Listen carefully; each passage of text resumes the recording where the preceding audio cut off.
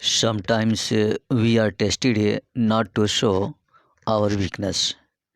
Sometimes we are tested not to show our weakness but to discover our strength. जी हाँ, कई बार हमें हमारी कमजोरियों को प्रदर्शित करने के लिए नहीं परखा जाता है, बल्कि हमारी क्षमताओं को ढूंढने के लिए परखा जाता है. Hi friends, you are the most welcome of your study platform Charisma Study Zone. In this video part, we have to study the romantic poet John Keats part 4. Now let's go and start it. Question number 51 दिया गया है. Which of these is not a work by John Keats? Which of these is not a work by John Keats? आपको बताना है कि निम्न में से जो यहाँ वर्क जो दिए गए हैं उनमें जॉन कीट का वर्क जो नहीं है. तो जॉन कीट का वर्क कौन सा नहीं है आपको बताना है. यहाँ ओटो आटम जो कि जॉन कीट का ये वर्क है, जॉन कीट का लिखा हुआ है. आइसबेला जॉन कीट का लिखा हुआ है. The part of vessel John Keats का लिखा हुआ है. आपको बताना है कि which of this is not a work by John Keats, यानी इनमें से कौन सा जॉन कीट की रचना नहीं है. तो जॉन कीट्स की जो रचना नहीं है वह है टू नाइट, यानी टू नाइट जो है वह जॉन कीट की रचना नहीं है, बल्कि यह पी.बी. शेली की रचना है, जिसे पी.बी. शेली ने 1824 में इसे कंपोज किया था. तो टू नाइट पी.बी. शेली की यह रचना है. Now the next 52 F Scott Fitzgerald was a great admirer of the poetry of John Keats. यानी एफ स्कॉट फिट्जगेराल्ड जो कि जॉन कीट की पोएट्री के एक बहुत बड़े प्रशंसक थे. सो मच सो दैट, और यहाँ तक कि he named one of his novels with a line from one of the poems of John Keats. और यहाँ तक कि उन्होंने जॉन कीट की एक कविता से ही एक अपने नावल का टाइटल भी दे दिया था. तो आपको यह बताना है कि वह कौन सा जॉन कीट का पोइम है जिसे एफ स्कॉट फिट्जगेराल्ड ने अपने नावल का टाइटल दिया था. तो इसका राइट आंसर है option number A, ode to nightingale. यानी ओटो नाइटिंगेल जो जॉन कीट का एक वर्क है, और इस ओटो नाइटिंगेल वर्क पर एफ स्कॉट फिट्जगेराल्ड ने अपने एक नावल का टाइटल दिया था. उस नावल का टाइटल है tender is the night. Tender is the night Fitzgerald का लिखा हुआ यह अंतिम नावल है. तो इसका राइट आंसर है option number E. Now the next which is John Keats first poem. आपको बताने हैं which is John Keats first poem, John Keats की पहली कविता कौन सी है. तो जॉन कीट्स की पहली कविता आपको बताने हैं. तो इसका राइट आंसर है option number B, on looking at Chapman's Homer. On looking at Chapman's Homer यह जॉन कीट का फर्स्ट पोइम है, जिसे जॉन कीट ने 1816 में यानी 1816 में इसे कंपोज किया था. और यह जो पोइम है वह पेट्रार्कन सानेट पर लिखा गया पोइम है. पेट्रार्कन सानेट जो ऑक्टेव एंड सेस्टेट के रूप में होता है. तो यह जो पोइम है ऑक्टेव में और सेस्टेट, ऑक्टेव एंड सेस्टेट के रूप में लिखा गया है.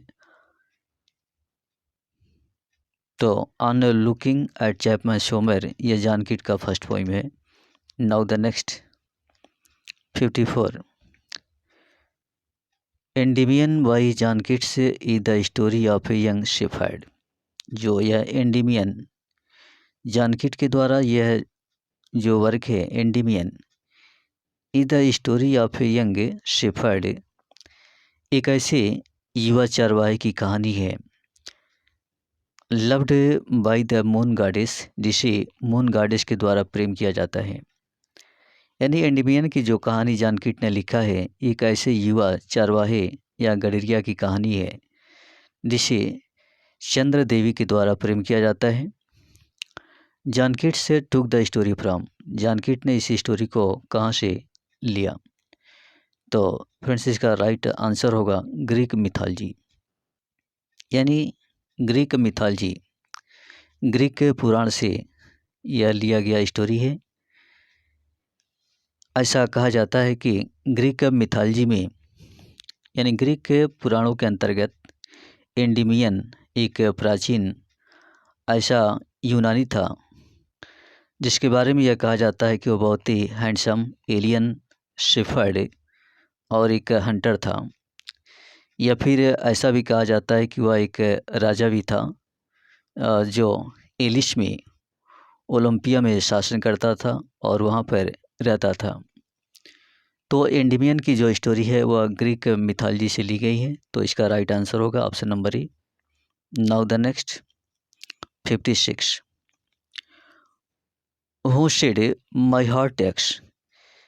ये जो लाइनें दी गई हैं, ये लाइन है माई हार्ट एक्स, मेरे हृदय में पीड़ा होती है, एंड ए ड्राउजी नमनस पेंच, और एक नींद लाने वाली शून्यता दर्द उत्पन्न करती है।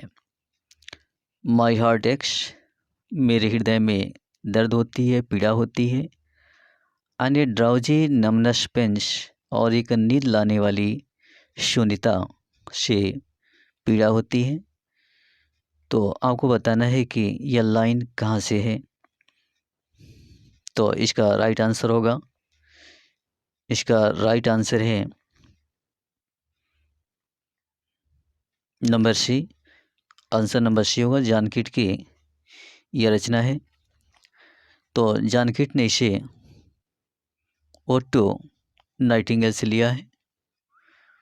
यह ओटो नाइटिंगेल की रचना है। ओटो नाइटिंगेल जिसे जानकीट ने 1819 में कंपोज किया था। 1819 ओटो नाइटिंगेल, जो कि 1819 में कंपोज किया गया, और यह इसका ओपनिंग लाइन है। यानी my heart aches and a drowsy numbness pains, यह ओटो नाइटिंगेल की ओपनिंग लाइन है। ओटो नाइटिंगेल जिसके बारे में यह बताया जाता है कि यह रियलिटी और प्रकृति के साथ एकीकरण करने की रोमांटिक आइडियल के बीच एक संघर्ष का विवरण है। तो यहाँ राइट आंसर होगा option number C, John Keats. Now the next 57, who said about John Keats. Who said John Keats, John Keats के विषय में यह लाइन किसने कहा? ही इज, और he is with Shakespeare. He is with Shakespeare, वह शेक्सपियर है या फिर वह शेक्सपियर के साथ है। इस लाइन को जानकीट के विषय में किसने कहा? तो इसका राइट आंसर है option number D, Matthew Arnold. यानी मैथ्यू आर्नोल्ड ने जो एसे इन क्रिटिसिज्म लिखा था, एसे इन क्रिटिसिज्म मैथ्यू आर्नोल्ड का लिखा हुआ यह रचना था, एसे इन क्रिटिसिज्म। इसके अंदर उन्होंने जानकीट को ही इज और ही इज विथ शेक्सपियर के रूप में डिस्क्राइब किया था। जानकीट जो कि एक सेंसुअस पोइट कहे जाते हैं और जिन्होंने अपने रचनाओं में सेंसेस को ज़्यादा इम्पोर्टेंस दिए हैं। तो इसका राइट आंसर होगा option number D, Matthew Arnold. Now the next number 58, John Keats poetry is abundantly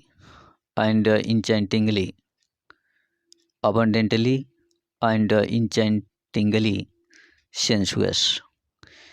जानकीट का जो पोएट्री है वह बहुत ज़्यादा abundantly and enchantingly sensuous, बहुत ज़्यादा और जादुई रूप से सेंसुअस है या आकर्षक रूप से सेंसुअस है।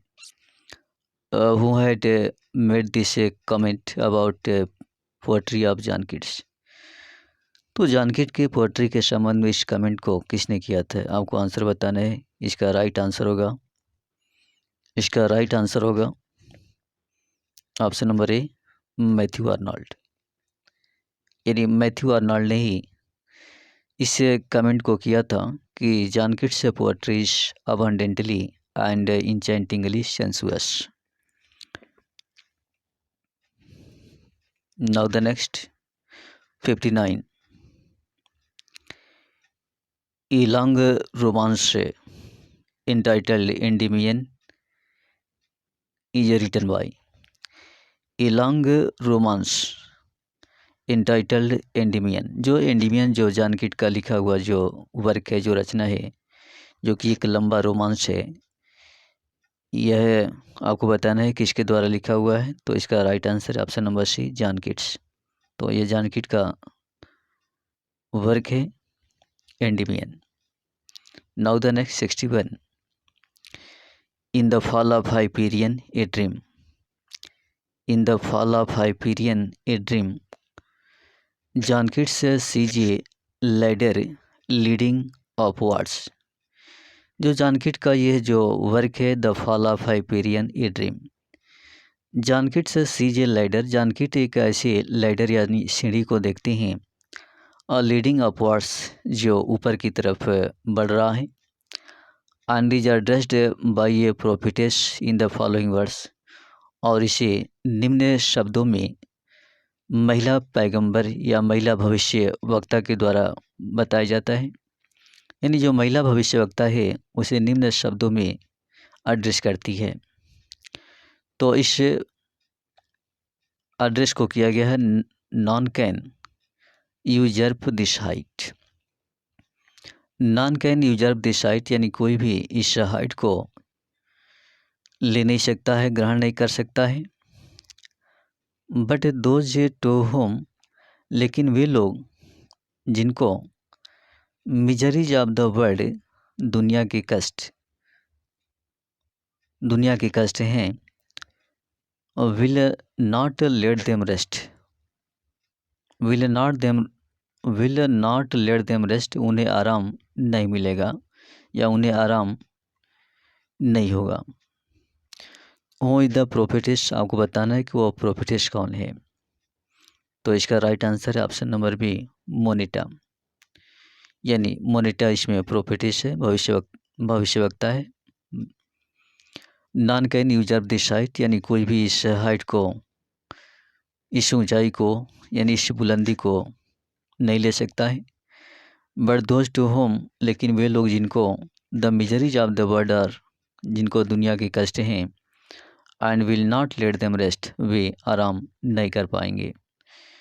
तो हु इज द प्रोफिटेस, वह भविष्य कतरी कौन है। इसका राइट आंसर है option number B, Moneta. Now the next 62. La belle dame sans merci, John Keats का la belle dame sans merci combines two poetic form. ये जो ला बिल्डिम सेंस मर्सी जो जानकीट का यह पोइम है, इसमें टू पोइटिक फॉर्म कंबाइन है, यानी कविता के दो इसमें फॉर्म कंबाइन किए गए हैं। वे कौन से फॉर्म है आपको बताने हैं। तो इसमें ऑप्शन नंबर सी राइट होगा, यानी फर्स्ट एंड थर्ड। फर्स्ट जो या लिरिक और बैलेट, यानी ला बिल्डिम सेंस मर्सी, दया रहित रूपवती स्त्री। यह लिरिक और बैलेट यह दो रूपों में लिखा गया है। तो इसका राइट आंसर है option number C. Now the next, a thing of beauty is a joy for ever. A thing of beauty is a joy for ever, this is a striking line from the famous book. A thing of beauty is a joy for ever, यानी एक सुंदर चीज़ हमेशा ही खुशहाल होती है, यानी खुशी प्रदान करती है। This is a striking line from the famous book, आपको बताना है कि वह प्रसिद्ध बुक कौन सी है जिससे यह लाइन ली गई है। तो इसका राइट आंसर है ऑप्शन नंबर ए, एंडीमियन। यानी यह एंडेमियन की लाइन से है। एंडेमियन जो जॉन कीट ने 1818 में 1818 में पब्लिश कराया था, तो उसकी यह लाइन है, a thing a beauty is a joy for ever. Now the next 64। What is the closing line of John Keats ode to nightingale. आपको बताना है ओड टू नाइटिंगेल का क्लोजिंग लाइन, यानी अंतिम पंक्तियाँ आपको बताना है। ओड टू नाइटिंगेल की अंतिम पंक्तियाँ कौन सी हैं? तो इसका राइट आंसर है option number C, fled is that music do I wake or sleep. Fled is that music यानी वह संगीत बंद हो गया है या संगीत समाप्त हो गया है। Do I wake or sleep, क्या मैं जगा हूँ या फिर सोया हूँ। तो यह क्लोजिंग लाइन है ओड टू नाइटिंगेल का। ओड टू नाइटिंगेल इसकी क्लोजिंग लाइन है। ओड टू नाइटिंगेल जिसके बारे में कहा जाता है कि जॉन कीट ने इस पोयम को लंदन के हम्प स्टेट के स्पेनयार्ड इन के बागीचे में लिखा हुआ था, या इनके जो क्लोज फ्रेंड थे जिनका नाम था चार्ल्स आर्मिटेज ब्राउन, इनके अनुसार इन्होंने अपने घर के बागीचे में, जो बागीचा था उस बागीचे में जो प्लम ट्री था, यानी जो बेल का जो वृक्ष था, उस बेल के वृक्ष के नीचे इन्होंने लिखा हुआ था। और यह जगह भी लंदन की हम्प स्टेट की वेंटफॉर्थ प्लेस में ही था। तो इसका राइट आंसर है option number C. Now the next 65। What term does John Keats use for Grecian urn. What term does John Keats use for Grecian urn, यानी जॉन कीट ग्रीशनर के लिए कौन से शब्द का यूज करते हैं। तो ग्रीशनर जिसके लिए जॉन कीट ने हिस्टोरियन शब्द यूज किया हुआ है, हिस्टोरियन। तो हिस्टोरियन के रूप में जॉन कीट ने ग्रीशनर को यूज किया है। जैसा कि यह लाइन है, इस लाइन में वहाँ पर thou foster child of silence, thou foster child of silence and slow time sylvan historian who canst thus express. तो यह ग्रीशनर की लाइन है जिसमें ग्रीशनर को जॉन कीट ने हिस्टोरियन के रूप में टर्म किया हुआ है। तो ऑप्शन नंबर डी राइट है। Now the next 66। शेड ओहो शेड beauty is truth, beauty is truth, truth beauty in ode to Grecian urn, यानी ग्रीशनर में ब्यूटी इज ट्रूथ और ट्रूथ ब्यूटी इस लाइन को किसने कहा है। तो ओड टू ए ग्रीशनर ने, जैसा कि जॉन कीट का यह कंपोज किया हुआ है, तो जॉन कीट के ओड टू ए ग्रीशनर की यह लाइन है, beauty is truth, truth beauty. Now the next, यह लास्ट सेंटेंस है। What would help a reader, what would help a reader recognize John Keats से टू ऑटम, यानी ode to autumn as a poem from a romantic period, यानी romantic period की कविता के रूप में ओड टू ऑटम, जॉन कीट के ओड टू ऑटम को पहचान करने में एक रीडर को कौन सी चीज़ हेल्प करेगी। आपको बताना है कि what would help a reader, यानी एक रीडर को कौन सी चीज़ मदद करेगी जब वह recognize John Keats to autumn as a poem from the romantic period, जब वह रोमांटिक काल की कविता के रूप में ओड टू ऑटम की पहचान करेगा। अर्थात ओड टू ऑटम को एक पढ़ने वाला व्यक्ति किस रूप में पहचान करेगा। तो इसका राइट आंसर है option number C, it's a lavish natural imagery, यानी इसकी बहुत ज़्यादा प्राकृतिक कल्पना, इसकी बहुत ज़्यादा प्राकृतिक कल्पना। तो इस पोयम में ओड टू ऑटम में बहुत ज़्यादा इसकी प्राकृतिक कल्पना की गई है। ओड टू ऑटम जिसे जॉन कीट ने 1819 यानी 1819 में इसे कंपोज किया हुआ था और 1820 में इसे पब्लिश कराया गया था।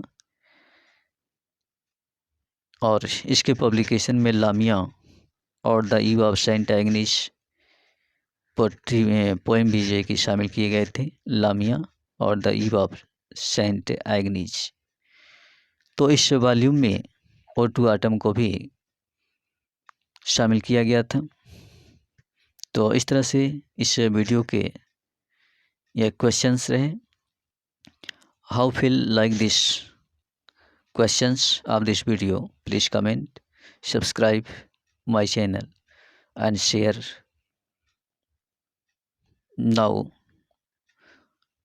the